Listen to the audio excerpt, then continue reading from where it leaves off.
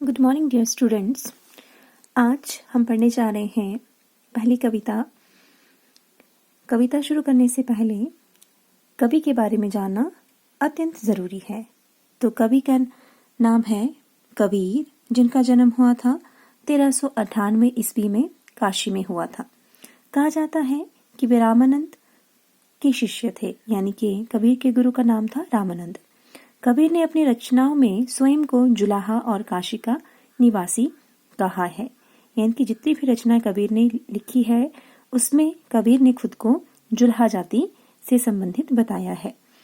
कबीर के अंतिम समय में वे मगहर चले गए थे और वहीं पर इन्होंने अपना शरीर त्याग कर दिया था। कबीर ने विधिवत शिक्षा नहीं पाई थी। विधिवत शिक्षा से तात्पर्य स्कूली शिक्षा से है। जैसे आप सभी स्कूल में जाकर शिक्षा ग्रहण करते हैं, उसी तरह से कबीर ने कोई विधिवत शिक्षा नहीं पाई थी। उन्होंने कहा भी है, क्या कहा है? मसी कागज छुयो नहीं, कलम गही नहीं हाथ, यानी कि मैंने कागज को छुआ तक नहीं है और कलम को अपने हाथ में नहीं पकड़ा है।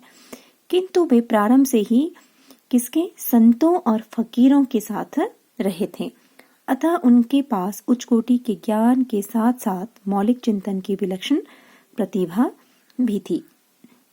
निर्गुण भगत कवियों की ज्ञान मार्गी शाखा में कबीर का सर्वोच्च स्थान है। निर्गुण भगत कवि थे, उनकी शाखा का नाम था ज्ञान मार्गी शाखा। तो उसमें जो कबीर थे वो सर्वोच्च थे।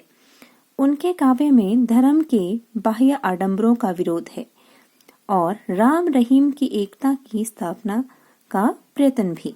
उन्होंने जातिगत और धार्मिक पक्षपात का बार बार खंडन किया है, यानी कि कबीर ने जाति प्रथा और धार्मिक पक्षपात यानी कि धर्म के आधार पर जो भेदभाव होता है उसका विरोध किया है।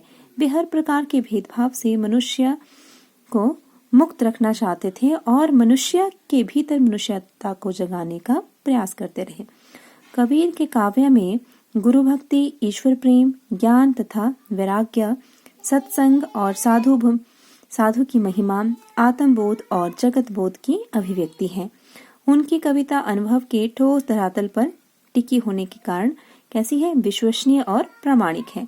कबीर की कविता की भाषा जन भाषा है, यानी कि कबीर की जो भाषा है बहुत ही सहज भाषा है, जिसमें जो है सहजता के भावों को व्यक्त किया है। कहने का क्या अभिप्राय है कि जो कविता में कबीर की जो भाषा थी वो आम बोलचाल की भाषा थी। उनकी काव्य भाषा में दार्शनिक चिंतन को सहज रूप में व्यक्त करने की शक्ति है।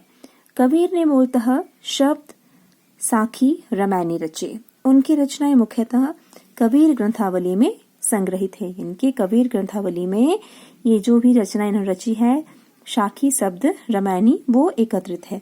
किंतु कबीर पंथ में बीजक का विशेष महत्व है। बीजक भी कबीर की रचना है, उसका काफी विशेष महत्व है।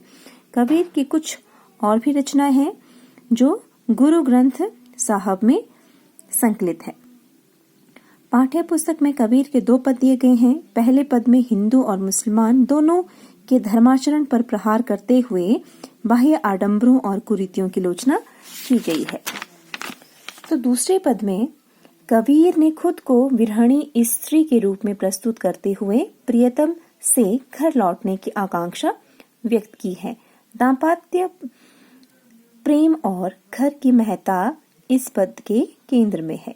कबीर के ये दोनों पद पारस नाथ तिवारी द्वारा संपादित कबीर बाणी से लिए गए हैं।